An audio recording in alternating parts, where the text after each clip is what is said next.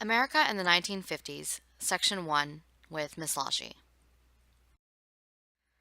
The Fair Deal. President Truman ran for president again in 1948 and promised Americans a fair deal. He promised that he would increase full-time employment, establish fair employment practices, and develop natural resources. Eleanor Roosevelt. She was the widow of President Franklin D. Roosevelt. She had served as his eyes and ears. President Truman appointed Eleanor Roosevelt as the U.S. ambassador to the United Nations. Eleanor Roosevelt was also an advocate for human rights and women's suffrage. America returns to prosperity. The U.S. experienced a period of economic prosperity and growth during the 1950s. Millions of veterans returning home after World War II were able to purchase homes with low mortgage rates and go to college. People were able to focus on raising families instead of worrying about the war. Consumer products began to be produced on a massive scale once again. Americans were also producing goods to sell to war-torn Europe. The middle class began to grow as defense spending remained high and consumers began to spend money. The U.S. dollar became the world's reserve currency, and all nations set their exchange rates to the U.S. dollar. So economic prosperity is when things are going great. Unemployment's low, a lot of people are working, people are purchasing goods, money's flowing, it's good times.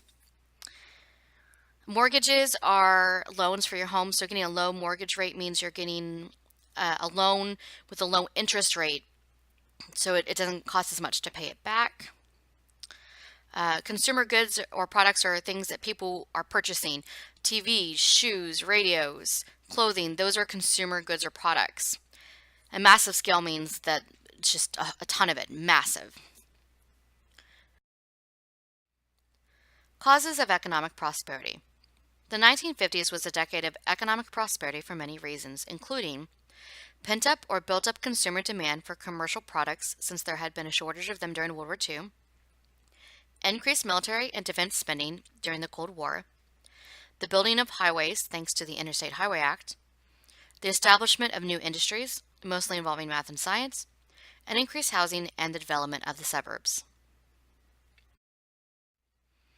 The middle class. The middle class increased dramatically in the 1950s. People in the middle class were able to meet their basic needs with housing and food.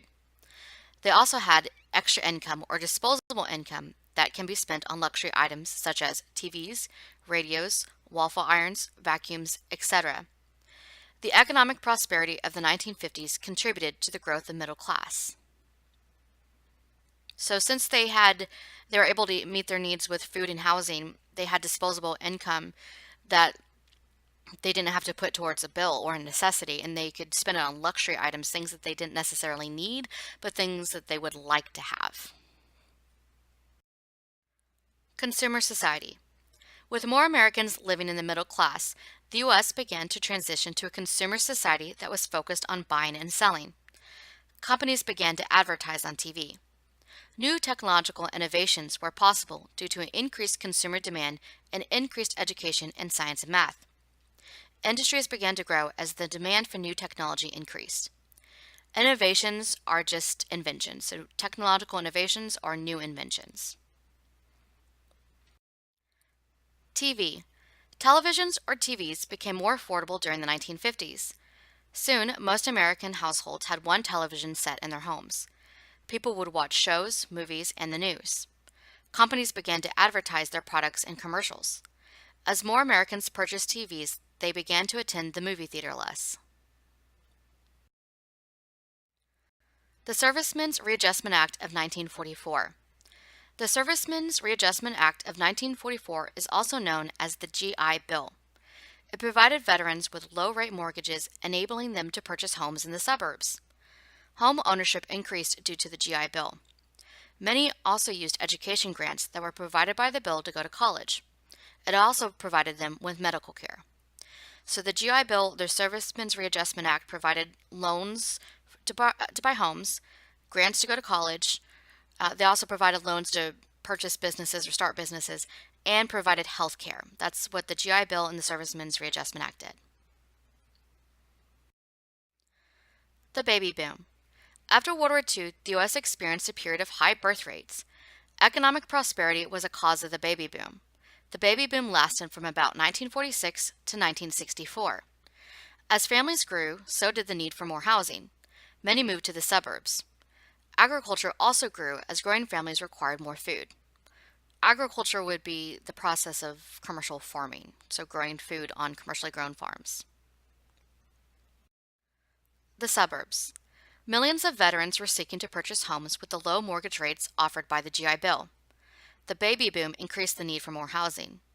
Developers began to build cheaper, mass-produced homes. Cheap housing and low mortgage rates helped to increase home ownership by 50%. Many middle-class families moved to the suburbs to escape the decaying inner cities. Freeways were built to help people commute from the suburbs into the cities for work. During the late 1940s and 1950s, the U.S. experienced a housing boom.